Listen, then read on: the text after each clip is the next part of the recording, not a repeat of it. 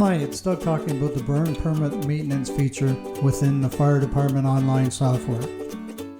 After signing into your website, you will be presented with the firefighter's home page. Your home page will look a little different than what is being shown to you here, as your website will be customized for your fire department. Also, your fire department may not have implemented all options available within the fire department online software. From the menu bar on any screen, in our case the reporting homepage, click on Administration.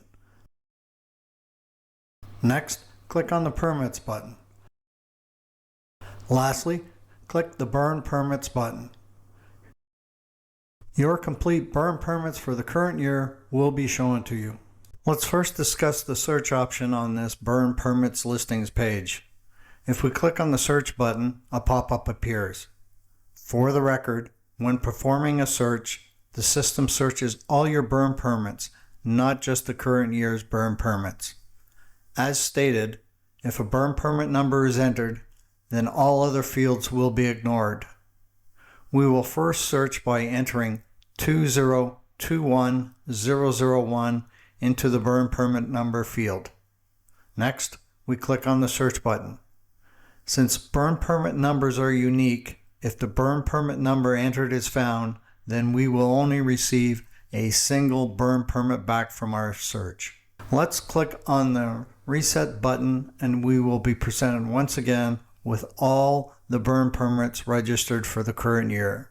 We will do another search by clicking on the search button again. This time we will enter AND into the last name field and click on the search button. This time, we receive a larger list of burn permits from the search. You might be asking yourself, why is burn permit holder Robert Shotlander in the list when I search for AND? The reason Robert Shotlander is in the list is because the search engine looks for the characters entered, in our case within the last name field, anywhere within the burn permit holder's last name. Since the search characters AND entered are in the spelling of Shotlander, this burn permit is shown as part of the search. Click on the Update button next to Rob Shotlander's permit number to see the details of their previous burn permit. Notice all you can do with this old burn permit is view it, as it has no Update button, no Revoke button, just the Return to Burn Permit Listings button. So let's click on it. Now click on the Update button for burn permit 2026001. We have an Add Another Burn Site, Update, Revoke, Deactivate, Print Burn Permit, and additional info buttons since this burn permit is for the current year. While we are here, let's revoke the burn permit by clicking on the Revoke button. We receive a pop-up where we must enter the reason we are revoking the burn permit. After entering the reason, click on the Revoke button within the pop-up. We are returned to the burn permit listings page, and the burn permit that we revoked now has a red background and has been moved to the top of the list. We are now looking at the email that the burn permit holder would receive after we revoked their burn permit. Notice that the reason the burn permit was revoked is included in the email sent to them. Since we saw how to revoke a burn permit, let's reinstate a burn permit. Click on the checkbox to the left of the burn permit number, in our case 2026001, that has been revoked. In bold red, we immediately can see that this burn permit has been revoked and why it was revoked. Click on the Reinstate button and we receive a pop-up. We need to enter a reason why this burn permit is being reinstated. Now click on the Reinstate button on the pop-up. Notice that the bold red message stating that the burn permit was revoked is no longer present. At the bottom of the page, we can see the comments about revoking and reinstating this burn permit. Let's click on the Return to Burn Permits Listings button. Burn Permit 2026001 is no longer at the top of the page and the red background is also no longer around the burn permit. We are now looking at the email that the burn permit holder would receive after their burn permit has been reinstated. Notice that the reason the burn permit was reinstated is included in the email sent to them. We will now demonstrate adding a burn permit by clicking on the Add Burn Permit button. The next screen presented to us is asking if the applicant had a previous burn permit. We will enter a bad burn permit number and click on the Continue button. We receive an error message stating that the burn permit was not found. Now we can correct the burn permit number we entered and click on the Continue button. Since the system found the burn permit number entered this time, we are presented with the Add Burn Permit screen with most of the data for this applicant already filled in. At this point, we would need to verify the data filled in is still valid. We are back at the screen asking if the applicant had a previous burn permit to show the other method of finding a previous burn permit. This time we will enter AND into the last name field and click on the Continue button. We are presented with all current and previous burn permits matching our partial last name we entered. For the record, if only a single record was returned, then we would automatically be presented with the Add Burn Permit screen. If we click on the checkbox to the left of the permit number, we are once again presented with the Add Burn Permit screen with most of the data for this applicant already filled in. Once again, we are back at the screen asking if the applicant had a previous burn permit. This time, we will click on the No Previous Burn Permit button, and we are presented with the Add Burn Permit screen blank. While we are on a blank Add Burn Permit screen, let's discuss the various options available on this screen. You can have the company name removed. The landowner's name can also be removed.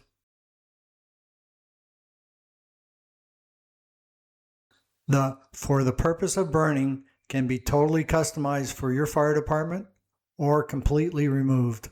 You can also have the option of entering your own burn permit numbers.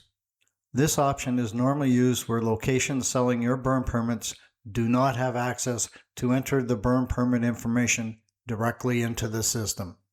For the record, the automatically generated burn permit numbers are in the format of the complete 4 digits of the current year the burn permit is valid for, followed by a 3-digit sequential number. The first automatically generated burn permit number for the year 2026 would be 2026001. The next burn permit number which would be automatically generated would be 2026002, and the next would be 2026003, and so on. We are currently looking at the option where this fire department can change the start and end dates for their burn permits. We are now looking at the option where this fire department can change the start date but not the end date. Now this fire department does not want to enter either the start or end dates and will use the default dates. The default dates are the current date for the start date and the end date of the month set up in the system. If the system end date was set at December and the current year is 2026, then the default end date would be December 31st, 2026. Another example could be if the system end date was set at October and the current year is still 2026, then the default end date would be October 31st, 2026. We will now add a burn permit to the system since most of the options have been shown. Click on the Add Burn Permit button. On the next page presented to us, we will click on the No Previous Burn Permit button. For the record, we have turned various options back on that we currently had turned off. I will speed up the entry of the application first name, last name, phone, cell number, and email address.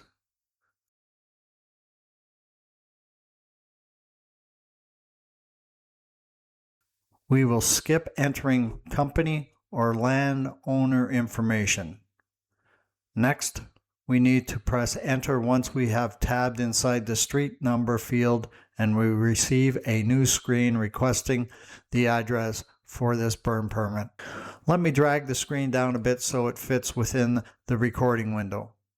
Please note that the information under the address text box is customized for your fire department. As we start entering the applicant's address, we start seeing addresses under the text box.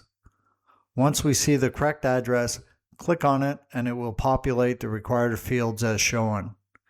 If you feel that the location on the map isn't exactly the location you want in the system, you can drag your fire department logo to the correct position as shown.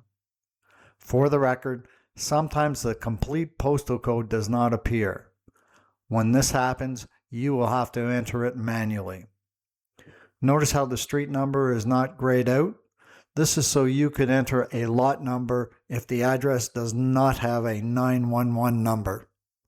Since all fields have been filled in correctly, we will click on the OK button. The pop-up disappears and the street number and name are now populated. We will fill in the remaining information and click on the Add button. We receive a message that the burn permit information is being emailed to the applicant since we entered an email address for them. We are now looking at the email that was sent to the burn permit holder. The burn permit number that was assigned to their burn permit is displayed. The phone number registered when applying for the burn permit is shown. There is a link to browse, print, or save their burn permit along with the registering of the start or end of their burn. The link will only be included in the email if your fire department uses our optional burn permit call-in system. The phone number for registering the start or end of a burn is also shown, whether it is our system or another third-party system. We are currently looking at the option for multiple burn sites turned off. If we click on the Update Burn Site button, we receive the pop-up for us to enter a new address for this burn permit. Notice that the current address for this burn permit is not populated, which has been done by design. We will cancel out of this pop-up as we have seen how to enter an address earlier. We are now looking at the same burn permit, but this time the option for multiple burn sites has been turned back on. Let's click the Add Another Burn Site button, but this time we will enter a second burn location for this burn permit.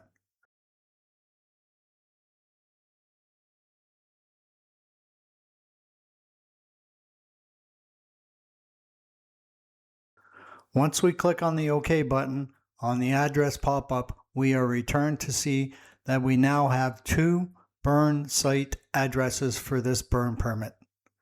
At this point, we could add another address or delete an existing address. Please note that the Delete Address button only appears when there are more than one burn site address associated to a burn permit.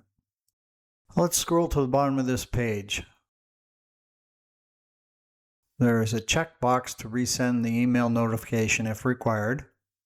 If we click on the Additional Info button, we receive a pop-up showing us who last updated this burn permit. Click on the Print Burn Permit button will open another window. Inside this new window is the current information regarding the burn permit holder. Next, there is customizable information regarding the burning rules set out by your fire department. There is a print button at the top of the page where you can print the burn permit for your resident. Notice the information about a new window should have opened, and if not, that you need to ensure that you allow pop-ups from this website. That concludes the video on burn permit maintenance feature from Fire Department Online. Thanks for watching.